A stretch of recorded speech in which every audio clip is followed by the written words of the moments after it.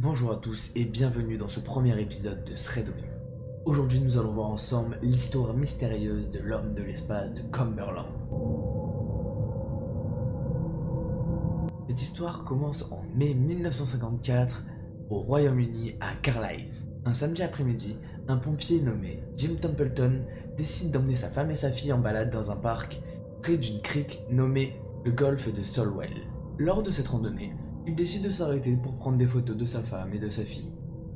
Pendant qu'il essaye de prendre une de ces photos, il remarque que le troupeau de vaches à côté de lui semble très agité, mais il n'y prête pas plus attention que ça. Il va demander à sa fille, qui avait ramassé des fleurs tout au long de leur balade, de poser pour une photo avec ce petit bouquet. Puis il repart tranquillement et ne semble pas remarquer quoi que ce soit d'anormal. À l'époque, pour faire développer une photo, il faut aller directement chez un professionnel.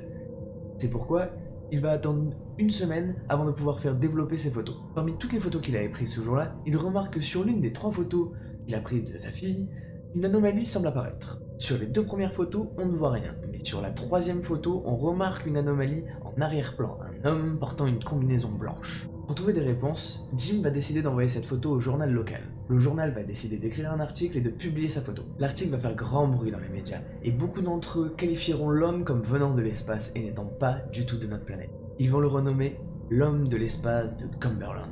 Les sceptiques vont essayer de débunker cette photo en disant que l'homme en arrière-plan n'est rien de plus qu'un simple agriculteur. Toutefois, Jim va rappeler qu'il n'a vu personne sur le moment et que l'homme n'est ni présent sur la première photo ni sur la 3e, il est présent seulement sur la 2e photo et c'est ça qui est très étrange. D'autres diront que la photo a été retouchée, mais les logiciels permettant cela n'existent pas encore à l'époque, il est donc beaucoup plus compliqué de fake une photo. Quoi qu'il arrive, cette photo va déclencher une tempête médiatique et beaucoup de personnes vont commencer à poser des questions sur une potentielle vie extraterrestre. Peu de temps après cet incident, Jim Templeton va recevoir une étrange visite de 2 hommes en noir, dit les Men in Black. Ces 2 hommes vont se faire passer pour des agents du gouvernement et lui poser des questions sur où a été prise la photo et ce qu'il faisait ce jour-là. Suite aux réponses un peu évasives de Jim, les 2 hommes vont lui demander de se rendre directement sur les lieux pour pouvoir leur montrer l'endroit exact où a été prise la photo de sa fille. Sur le trajet, Jim va se rendre compte de quelque chose de très étrange. Les 2 hommes ne s'appellent pas par leur prénom mais par des numéros. Une fois arrivé sur les lieux où a été prise la photo, Jim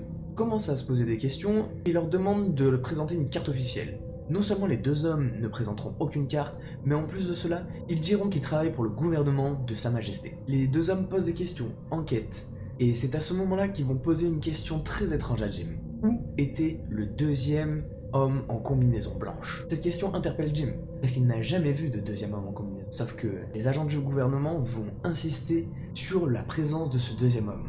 Jim, devant ce comportement de plus en plus agressif, décide de ne plus coopérer. Les 2 hommes décident alors de laisser Jim sur place et de partir dans la forêt sans ne dire un mot de plus. Jim ne les revit plus jamais et n'entendit plus jamais parler des 2 hommes. Malgré le bruit qu'a fait cette histoire à l'époque dans les médias et toutes les questions qui ont été posées au gouvernement, jamais aucune réponse viable n'a été apportée à cette histoire. À l'époque, la société qui a développé la pellicule a même proposé une récompense pour toutes les personnes qui arriveraient à débunk cette photo, car pour eux, il est impossible que la photo a été truquée.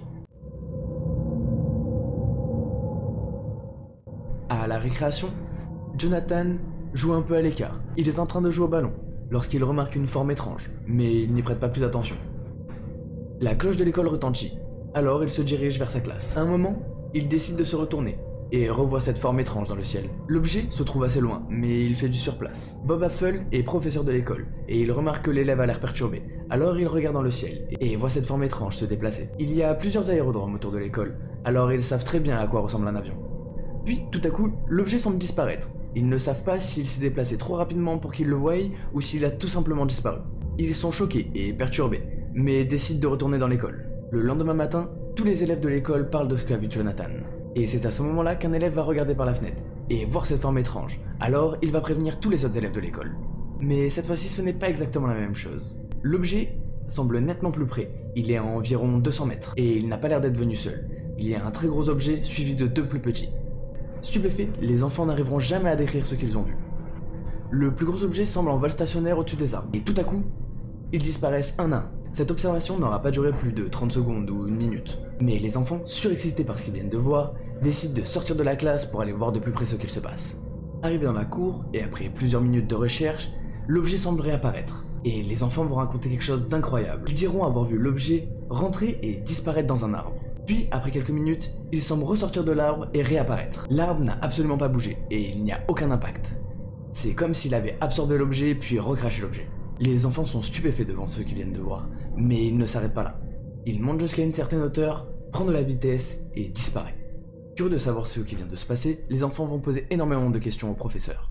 Sauf que celui-ci, n'ayant pas de réponse, va tout simplement les ramener en classe. Généralement, les gens sont très sceptiques quand il y a des enfants impliqués dans une affaire d'OVNI. Sauf que cette fois, ils sont très nombreux, et il y a également des professeurs. De plus, beaucoup de témoins diront avoir vu énormément de militaires ce jour-là. Et les militaires auraient interrogé 3 instituteurs qui se trouvaient sur les lieux ce jour-là. Les témoignages sont disponibles gratuitement sur internet, vous pouvez donc aller les consulter pour vous faire votre avis par vous-même. Pour finir, le lendemain, les journaux locaux rapporteront également d'autres témoignages d'observation d'OVNI ce jour-là. Ces témoignages étaient très similaires, 3 objets étaient à chaque fois impliqués.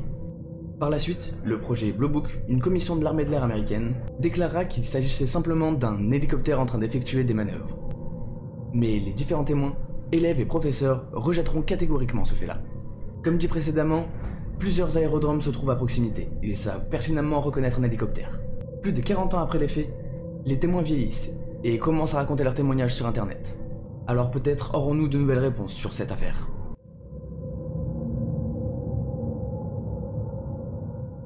Dans une petite localité au nord-ouest de Montréal, Maurice et sa femme sont invités chez des amis. Ils laissent donc leur fils et leur fille chez eux pour qu'ils puissent garder la maison. Yvan a 13 ans et il garde régulièrement ses 2 sœurs. Comme tous les soirs, il est très calme et regarde la télé. Sauf qu'il commence à se faire tard et décide de mettre ses 2 sœurs au lit. Seulement 20 minutes plus tard, les 2 filles dorment et la maison est très calme. Mais c'est à ce moment-là qu'il va entendre un gros bruit, suivi d'un espèce de bourdonnement. Yvan ne sait pas ce qui s'est passé, il se dit qu'il a peut-être laissé la lumière allumée, ou que ce sont ses sœurs. Il décide donc de descendre dans le salon voir ce qui s'est passé. Mais il ne trouve rien. De plus, le bruit semble venir de l'extérieur, et son chien semble très agité et aboyer. C'est à ce moment-là qu'il va remarquer une lumière provenant de sa salle de bain. Il sait que ses sœurs sont en train de dormir. Il a donc peur de tomber sur un cambrioleur. Mais pour protéger ses sœurs, il va prendre son courage à 2 mains et ouvrir la porte de la salle de bain. Il se rend compte alors que la lumière ne vient pas de sa salle de bain, mais en face de chez lui. Il se rapproche alors de la fenêtre de sa salle de bain et observe cette lumière étrange passer au-dessus des arbres. Elle semble se rapprocher de sa maison. Le jeune homme a peur, mais il est curieux et reste devant la fenêtre pour observer le phénomène. Tout à coup, l'objet semble projeter un espèce de faisceau lumineux au sol. Le faisceau se balade, comme s'il cherchait quelque chose. Puis, à un moment, ce faisceau va frapper le visage du jeune homme. Et Yvan est désorienté, il ne voit plus rien et tombe au sol. Mais après quelques minutes, il semble retrouver ses esprits et se relève. Il observe alors que l'objet change de forme et est recouvert maintenant d'un voile lumineux. Soudainement, l'objet semble s'apprêter à partir. Le voile lumineux disparaît, un bruit retentit comme si un moteur semblait se déclencher, et l'objet part à toute vitesse. Yvan regarde cette lumière disparaître en quelques secondes dans le ciel. Effrayé, il va alors immédiatement appeler ses parents pour leur raconter ce qui vient de se passer. Maurice et sa femme sont donc rapidement rentrés à la maison, et ont trouvé Yvan dans un état de panique extrême. De plus, et ce pendant plusieurs jours, le jeune homme avait des rougeurs dans les yeux, et aucun examen médical a expliqué comment cela était possible. Un groupe d'ufologues québécois s'est penché sur le sujet et a essayé d'enquêter, mais ils n'ont trouvé rien de plus que des impacts bizarres en haut des arbres. Pour finir, d'autres témoins rapporteront avoir vécu le même phénomène quelques jours plus tard. Mais beaucoup de gens n'apporteront aucun crédit au témoignage de Yvan et diront qu'il s'agissait simplement d'un hélicoptère. C'est la fin de ce thread OVNI, j'espère qu'il vous aura plu, n'hésitez pas à me le dire dans les commentaires et à partager cette vidéo, c'était Geek on Fire, peace out.